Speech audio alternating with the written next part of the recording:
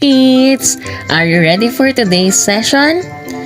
Today, we are going to discuss how to change the improper fractions to mixed numbers or vice versa. An example, we have 25 over 4. So how are we going to change this improper fraction? First step.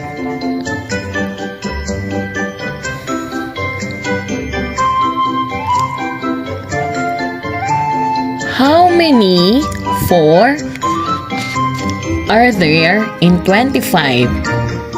So can we divide? Let's try.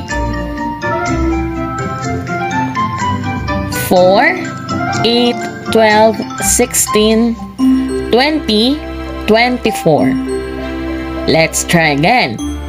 4, 8, 12, 16, 20, 24.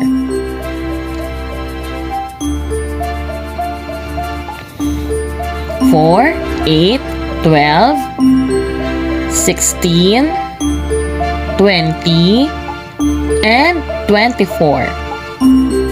So, can we count it? 1, 2, 3, 4, 5, 6. There are 6 na 4 sa 25. So, 6 times 4 equals 24. So, ang 6, gawin natin siyang whole number. Then, ang remainder from 24 sa 25, we have 25 minus 24 is equal to 1. So, our numerator will be the remainder, ang 1. Ang natira kanina, over 4. So, our improper fraction will be 6 and 1/4. Naintindihan? Very good. So, our final answer will be 6 and 1/4. Good job! Well done!